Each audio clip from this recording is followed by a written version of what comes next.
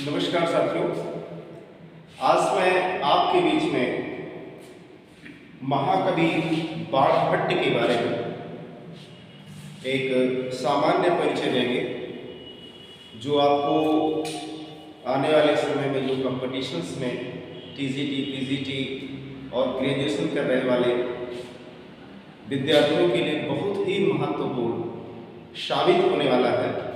आप देखेंगे बाणभट्ट का नाम आप लोगों ने सुना ही है। थोड़ा सा इनके बारे में बताना चाहता हूँ कि बाणभट्ट का जो समय है वो हर्षवर्धन के, जो राजा हर्षवर्धन थे उनके कार्यकाल में था। और उनके समय के बारे में देखेंगे, उनका जो समय था 7वीं सदी का पूर्वार्ध माना जाता है, ऐसी मान्यता है। और उनके पिता का नाम क्या था? चित्रभानु। और उनकी माता का नाम था राज देवी। पितामह थे अर्धपति। पितामह थे अर्धपति, ठीक है। और उनके गुरु का नाम है भर्गुया भर्त। ऐसा इस चौथे श्लोक में आपको मिलेगा। भर्गुया चौथे का आगे श्लोक में मिलेगा। और इनके दो पुत्र हुए थे, भूषण भट्ट, दूसरा पुलिन भट्ट। तो पुलिन भट्ट के द्वारा ही जो है शुकनासोपदेश जो ग्रंथ है वो लिखा जाता है, क्योंकि कादंबरी के दो भाग हैं, एक पूर्वार्ध, दूसरा उत्तरार्ध। तो पूर्वार्ध भाग की रचना यानी कादंबरी की रचना जो है इनके यानी महाकवि बाणभट्ट स्वयं किए थे, ठीक है। और उत्तरार्ध भाग की रचना कौन किए थे? इनके पुत्र पुलिन भट्ट ने।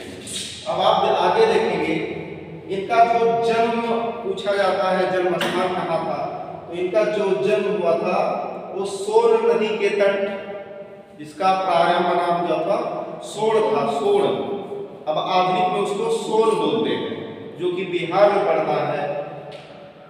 एक प्रीतकूट नामक एक ग्राम था जो आरा जिले में है और बिहार राज्य में पड़ता है। दोस्तों, इनकी जो रचनाएं हैं, प्रमुख रचनाओं में इनकी कादंबरी कथा है, जो जिससे गद्य साहित्य का उद्भव और विकास हुआ है। यानी प्रथम गद्य साहित्य के अगर कोई कवि है जो जिन्होंने अपना नाम जो है ऊंचा उठाया है संस्कृत जगत में, कादंबरी कथा है। और किसकी है? महाकवि बाणभट्ट की है। आगे आप देखेंगे, कादंबरी कथा है। और कथा क्यों कहा जाता है? कथाएं जो होती हैं वो काल्पनिक होती हैं। कथाएं कैसी होती हैं बच्चों? काल्पनिक होती हैं और वो इतिहास से जुड़ी होती हैं। उसमें वो कवि की जो कल्पना शक्ति है, उसी कल्पना शक्ति के आधार पर कथा का विकास होता है, कथा लिखी जाती है। तो कथा पूछे कैसी होती है, तो ऐतिहासिक नहीं होती, वो होती है कवि कल्पित। तो इसमें कवि कल्पित क्या है? महाकवि बाणभट्ट ने जो कादंबरी कथा लिखा है, इन्होंने 3 जन्मों की कथा लिखी है। अगर आप देखेंगे तो 3 जन्मों की कथा। जैसे एक नायक है जो शुकनासोपदेश ग्रंथ है, उसके नायक कौन है? चंद्रापीठ, ठीक है। इसके बारे में पहले हम थोड़ा सा चर्चा कर लेते हैं। और पूछता है आपसे कंपटीशन में, कादंबरी में किस रस का प्रयोग हुआ है? जैसे 9 रसों में कौन सा रस है? तो कौन सा रस है बच्चों? श्रृंगार रस। किस रीत का प्रयोग किया है? पांचाली रीत का। जो कथा होते हैं, जो गद्य होते हैं, उसमें प्रायः देखेंगे आप तो पांचाली रीत का ही प्रयोग होता है। आगे आप देखेंगे, वो हर्ष के दरबारी कवि थे। उन्होंने हर्षचरितम नामक एक आख्यायिका ग्रंथ लिखा। किसने लिखा बच्चों? महाकवि बाणभट्ट ने। आगे देखेंगे, एक चंडी शतक के नाम से लिखा है। चंडी शतक की भी एक कहानी है। एक बार की बात है, ये कहीं से आते हैं और इनकी पत्नी जो है, इनकी पत्नी का नाम था मानवती। क्या नाम था? मानवती, तो ये इनसे रूठ जाती है। रूठ जाती है तो रूठने के पश्चात ये उसको मनाते हैं और मनाते मनाते क्या होता है, भोर हो जाता है। जो दीपक होता है, दीपक का तेल जो है धीरे धीरे खत्म हो जाता है, दीपक जो है बुझने की स्थिति में आ जाता है। तो इन्होंने कहा है कि हे मानवती, आपको मनाते मनाते धीरे धीरे क्या हो गया, भोर हो गया है, अब तो मान जाओ। तो उसी के बीच में कहने का आशय है, इसको इन्होंने एक श्लोक के माध्यम से व्यक्त किया। तो उसका जो चौथी पंक्ति है यानी चौथी लाइन है, वह उनके साले मयूर शतक के नाम से जाना जाता है। इनके जो साले थे यानी मानवती के भाई मयूर आते हैं और चौथी पंक्ति जो है वो मयूर के द्वारा जो है बोली जाती है। तो चौथी पंक्ति जैसे ही ये बोलते हैं, मयूर नामक कवि जो थे बोलते हैं, तो मानवती जो है क्रुद्ध हो जाती है। और जब क्रुद्ध हो जाती है तो ये लोग जो हैं चर्म रोग से ग्रसित हो जाते हैं, कुष्ठ रोग हो जाता है। तो जिसको शांत करने के लिए यानी उससे मुक्त होने के लिए इन्होंने किसकी रचना की है, चंडी शतक की रचना की। और जो मयूर भट्ट कवि थे, मयूर कवि थे, वो उस साप से मुक्त होने के लिए उन्होंने सूर्य शतकम की रचना की है। ठीक है, आगे देखेंगे। मुकुट ताड़ित एक ग्रंथ इन्होंने लिखा है जो नाटक के रूप में। ये सब बहुत दूर चीजें हैं साथियों, इनको आप जो है तैयार रखिएगा। पूछेगा मुकुट ताड़ित किसकी रचना है, महाकवि बाण भट्ट की रचना है। पार्वती परिणय यानी पार्वती का जो परिणय माने संबंध यानी विवाह के बारे में, यानी जो शंकर और पार्वती से संबंधित है वो की रचना की। आगे आएंगे देखेंगे, यानी कादम्बरी जो एक ग्रंथ लिखा गया है बच्चों, वो कहाँ से लिया गया है, कैसे लिया गया, कोई ना कोई आधार रहा होगा। तो वह उपजीव किसका था, गुणाढ़ एवं बृहद कथा का। यानी जो कादम्बरी इन्होंने लिखा है वैसे नहीं लिखा, इन्होंने गुणाढ़ बृहद कथा एक है, ठीक है, वासवदत्ता की, वहां से इन्होंने इस कथा का अनुशीलन किया है। उपजीव्य है माने आधार है। और ये ग्रंथ किस भाषा में है, तो 85 भाषा में है। किस भाषा में है, 85 भाषा में है। आगे देखेंगे, आपसे पूछेगा कादम्बरी ग्रंथ का नायक कौन है, कादम्बरी ग्रंथ की नायिका कौन है। तो आप देखेंगे ब्लैक बोर्ड पर लिखा हुआ है, इसके जो नायक है कौन है, चंद्रापीठ। कौन है, चंद्रापीठ। नायिका कौन है, कादम्बरी। कादम्बरी अब देखेंगे, यही से 3 जन्मों की कथा का उल्लेख आपको सुकनास में जो सुकनास मंत्री है, किसका, तारापीठ का जो मंत्री है वो चंद्रापीठ को उपदेश देता है, इसलिए जो है सुकनासोपदेश, इस ग्रंथ का जो नाम पड़ा है सुकनास का उपदेश। अब आप देखेंगे चंद्रापीठ किस कैटेगरी के नायक हैं, तो धीरोदात्त, धीरोदात्त कैटेगरी के नायक चंद्रापीठ हैं। अच्छा, चंद्रापीठ जो है अपने पूर्व जन्म में क्या थे, चंद्रमा थे। तो दूसरा जन्म का कौन सा होता है, चंद्रापीठ। और चंद्रापीठ से फिर इनका अगला जन्म कौन सा होता है, शूद्रक का, यानी राजा शूद्रक हुए। अब नायिका आप देखेंगे, नायिका कौन है, कादम्बरी है। नायिका कौन है, कादम्बरी है। अच्छा, कादम्बरी शब्द का अभिप्राय क्या है, तो कादम्बरी शब्द का अभिप्राय किससे है, मदिरा से। इससे है मदिरा से। ये सब टीजीटी और पीजीटी में पूछे जाने वाले प्रश्न हैं। ग्रेजुएशन करने वाले बच्चे अगर आज से ही अपनी तैयारी करेंगे तो आने वाले समय में उनकी मार्क्स अच्छे आएंगे, उनको कोई रोक नहीं सकता है।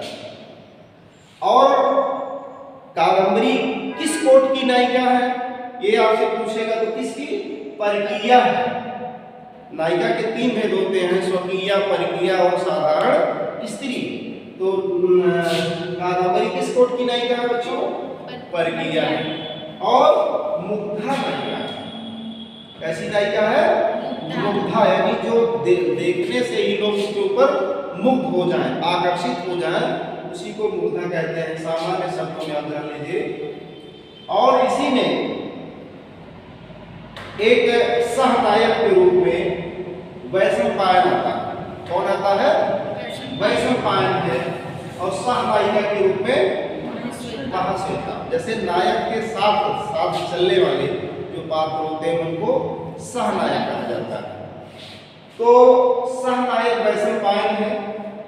यहाँ पूछता है आपसे, विकल्प आप दे देगा, किस कौन जो है 3 जन्मों से संबंध रखता है। तो एक तो चंद्रापीड है, जिनका पहला जन्म चंद्रमा का, दूसरा चंद्रापीड का, तीसरा और शूद्रक का। दूसरे नायक आपके वैशंपायन हैं, इनका पहला जन्म क्या था? पुंडरीक का। दूसरा जन्म इनका क्या था? वैशंपायन। और तीसरा जन्म इनका क्या था? शुक का। किसका था? शुक का। ठीक। अब देखें, अच्छा ये लोग आए कहां से? ये भी प्रश्न बनता है। ये कौन थे? तो कौन थे? जैसे चंद्रापीड जो थे, चंद्रापीड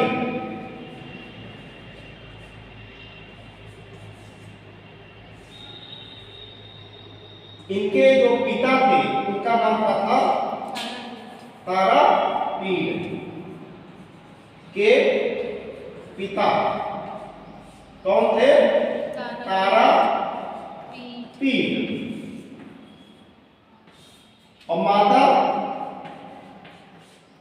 माता थी विलासवती। ये हम आपको बताए थे आज दोबारा, विलासवती। ठीक। वैशंपायन के पिता का नाम था वैशंपायन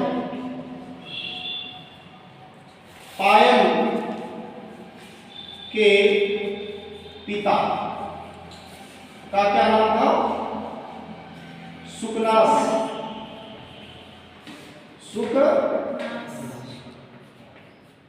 और उनकी माता का क्या नाम था? मनोरमा। ये है, नहीं तो समझो कि चंद्रापीड कहां से आ गए, वैशंपायन कहां से आ गए। तो ये चीज है, यदि वैशंपायन के पिता थे शुकनास और उनकी माता कौन थी? मनोरमा। ये बातें क्लियर हुई। अब आप आगे देखेंगे, काफी अरसों के यानी समय बीतने के बाद जो है, बहुत त्याग और तपस्या करने के पश्चात जो है, तारापीड को चंद्रापीड नाम जो है संतान होती है, यानी पुत्र रत्न की प्राप्ति होती है। और उसी के राज्य में, यानी इनका जो राज्य था उसका नाम था उज्जैनी। क्या था? उज्जैनी।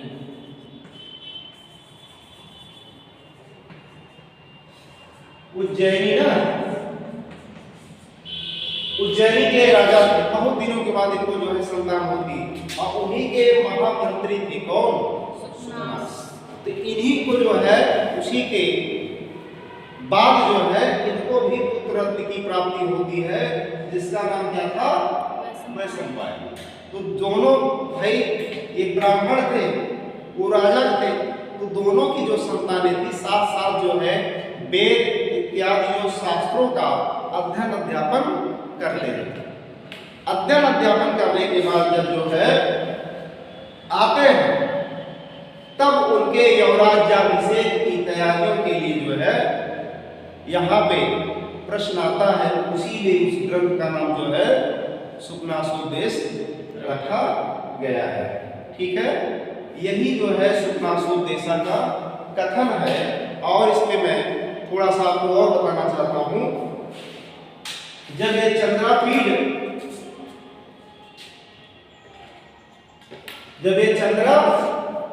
थे, तब ये क्या था? वैशंपायन। जब ये साथ साथ जाते हैं, तो देखिए ये एक किन्नर युगल का पीछा करते हुए राज्य में आखेट करने के लिए जाते हैं। तो रास्ते में एक बहुत बड़ा जंगल मिलता है, जो किन्नर युगल था उसी जंगल में कहीं गुम हो जाता है। और ये लोग एक आक्षोद सरोवर आता है, क्या आता है? आक्षोद सरोवर आता है। तो वहीं पर एक महाश्वेता नाम की जो सहनायिका है वहीं पर रहती है। महाश्वेता नामक जो है नायिका रहती है, और रहती क्यों है? उसने आजीवन ये प्रण किया था कि मैं शादी नहीं करूंगी। शादी क्यों नहीं करूंगी? क्योंकि ये जो पुंडरीक है, जिसका वैशंपायन का पूर्व क्या था? पुंडरीक का। तो पुंडरीक पहले बहुत ही सुंदर था, पूर्वराग हो जाता है। पूर्वराग मतलब यह जो है महाश्वेता के सौंदर्य को देख करके आकृष्ट हो जाता है और अगाध प्रेम करने लगता है। लेकिन इनका मिलन नहीं हो पाता है। मिलन न हो पाने के कारण से इसकी मृत्यु हो जाती है। तो जब आप देखेंगे, जब ये चंद्रापीठ और वैशंपायन जाते हैं कहाँ? आक्षोद सरोवर पे, तो यहाँ ये महाश्वेता को देखते हैं। किसको देखते हैं? महाश्वेता को। तो महाश्वेता को देखते ही वैशंपायन ही क्या था? पहले पूर्व जन्म में पुंडरीक था। जब पुंडरीक देखता है कि महाश्वेता बहुत ही सुंदर है, ये जो है पुनः जो है दोबारा इसी पर आसक्त हो जाते हैं। तो महाश्वेता सोचती है कि मैं आजीवन शादी न करने का प्रण लिया है, ये व्यक्ति अचानक आया और हमसे जो है हमारे ऊपर आकृष्ट हो रहा है, हमसे शादी करना चाहता है, तो क्रुद्ध हो जाती है।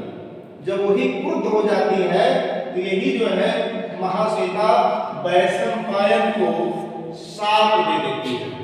तो वही उसका अगला जन्म किसका हो जाता है? शुक का, एक पक्षी का, एक तोते का रूप धारण कर लेता है। ठीक, अब देखिए, और महाश्वेता किसको कहती है? चंद्रापीठ से अपना सारा वृतांत बताती है कि मैंने मतलब मेरे जो है पहले पुंडरीक नामक व्यक्ति से मेरा प्रेम था, पूर्व राग था, और वह उसी के वियोग में हमारा उसका मिलन नहीं हो पाता है और पुंडरीक की क्या हो जाती है? मृत्यु हो जाती है बच्चों। ठीक है, इस कारण से मैंने शादी नहीं किया। और हमारी एक सखी है, हमारी एक सखी है। कौन है? कादंबरी है। कौन है? कादंबरी है। वो कहाँ रहती है? कादंबरी रहती है हेमकूट पर्वत पर। हेमकूट पर्वत पर रहती है, और उसने भी यह प्रण किया है कि जब हमारी सखी शादी नहीं करेगी तो मैं भी शादी नहीं करूंगी। तो जो है ये बड़ा आश्चर्य लगता है। तो आश्चर्य लगता है किसको?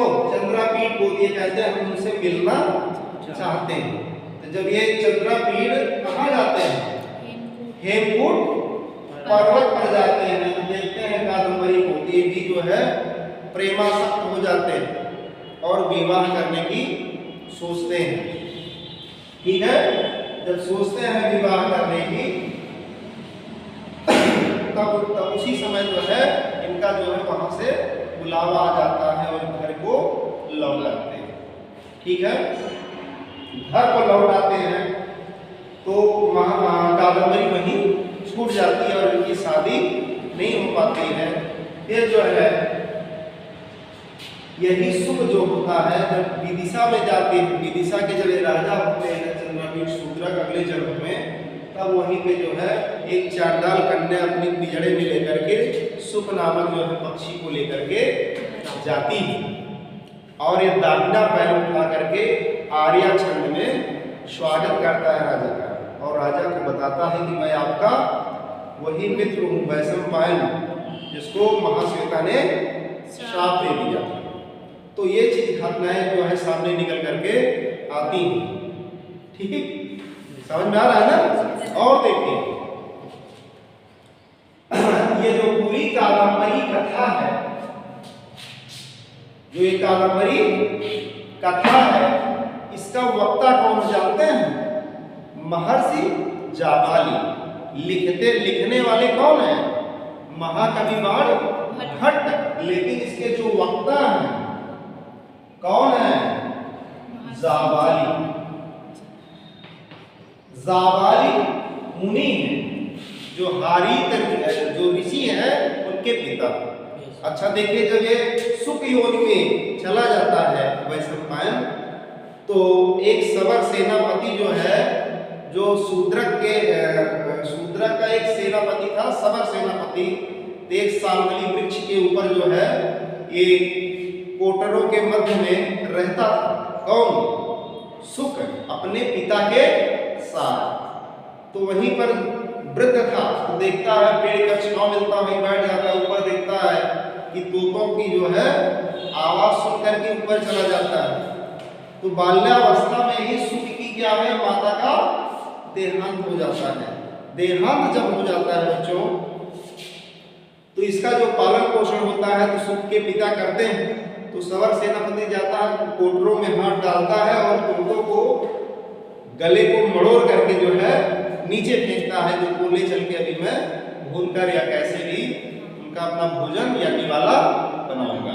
तो ये जो है जब देखता है तो ये अपने पिता के पंखों के मध्य में छिप जाता है, और जब ऊपर से सवर सेनापति नीचे फेंकता है तो ये जो है सूखे पत्तों के जब ढेर पे गिरता है तो पिता तो मर जाता है, लेकिन ये जो है बच जाता है।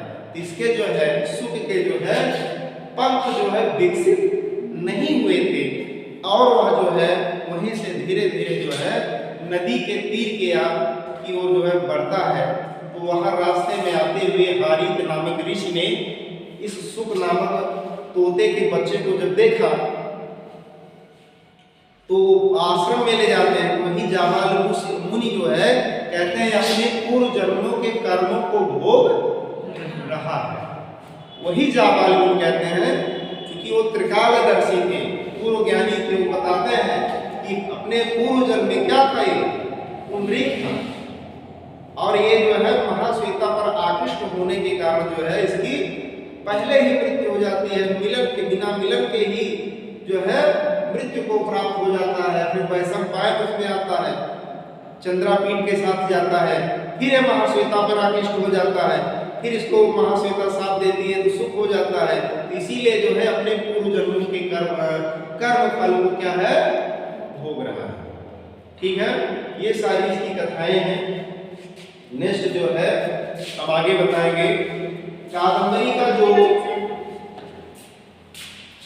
जो ग्रंथ है उसके प्रारंभ में महाकवि भट्ट ने 20 श्लोकों को, यानी कादंबरी कथा को लिखने से पहले उन्होंने 20 श्लोकों को लिखा है। ये पूछा जाता है, कई बार परीक्षाओं में पूछा भी गया है कि कादंबरी के प्रारंभ में कितने श्लोक हैं, 10 है, 15 है, 20 है, कि 5 है, कि 1 है। क्योंकि प्रायः जो कवि हैं वो प्रारंभ में अपने इष्ट देव को याद करने के लिए मंगलाचरण करते थे, तो लगभग 1 श्लोक हर कोई लिख देते थे।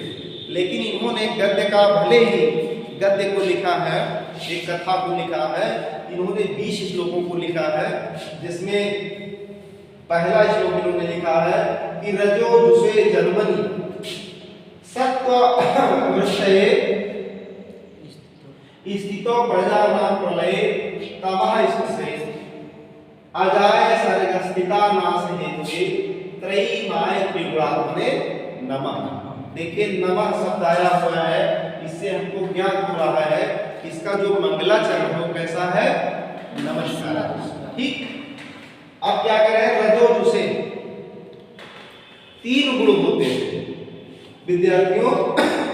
गुण कितने होते हैं, 3 गुण होते हैं। कौन कौन से, तमोगुण, रजोगुण, सतोगुण। रजोगुण,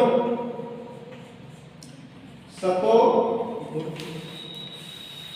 गुण और तमोगुण। ठीक है, तो रजोगुण यानी रजोगुण की अधिकता के कारण या रजोगुण के कारण जन्म होता है। तो रजोगुण के जो देवता हैं वो कौन है? ब्रह्मा। यानी जन्म देने वाले कौन है? ब्रह्मा। सत्व वृत्तय स्थितो प्रजानाम, यानी सत्व वृत्तय यानी सत्व गुण प्रधान कौन है? विष्णु। यानी सत्व गुण यानी जन्म देने वाले कौन है? ब्रह्मा है। सत्व गुण की प्रधानता के कारण यानी हम लोगों का पालन पोषण करने वाले कौन है? विष्णु है। प्रलय प्रलय यानी नाश करने वाले, नष्ट करने वाले। प्रलय यानी नाश करने वाले, विनाश करने वाले कौन है? तमः। तमः गुण से युक्त शिव, शिव है। इसीलिए कहा गया है, देखिए मैंने दे दिया है कि रजोगुण से संबंधित कौन देवता है? ब्रह्मा है। सत्वगुण से संबंधित देवता विष्णु है। तमोगुण से संबंधित देवता शिव है। यानी जन्म देने वाले, पालन करने वाले और संहार करने वाले, ठीक है, उन्हीं को कहा है त्रयीमाय त्रिब्राह्मणे नमः। यानी त्रयीमाया यानी तीनों गुणों से युक्त तीनों देवताओं को मेरा नमस्कार है। जो अजाय है, जो अजाय यानी जिनका जन्म नहीं हुआ है, ऐसे सर्गस्थी नाते थे, ऐसे जो है जो जन्म देने वाले हैं, पालन करने वाले हैं और विनाश करने वाले हैं, ठीक है, ऐसे तीनों देवताओं को मैं नमस्कार करता हूँ। देखिए इसमें रजो जुसे, ठीक है, प्रजानाम, अजाय, ठीक है, ऐसे वर्णों की आवृत्ति होने से अनुप्रास अलंकार है। रजो जुसे, रजो जुसे ऐसा लग रहा है शब्द साम्यम अनुप्रासा, जहाँ शब्दों में समानता दिखे वहीं पर कौन सा अलंकार होता है? अनुप्रास अलंकार। ठीक है बच्चों, आज मैं यहीं पर इस क्लास का समापन करता हूँ। नेक्स्ट क्लास में मैं आपसे पुनः अगले दिन मिलता हूँ। तब तक के लिए नमस्कार, जय हिंद, जय भारत।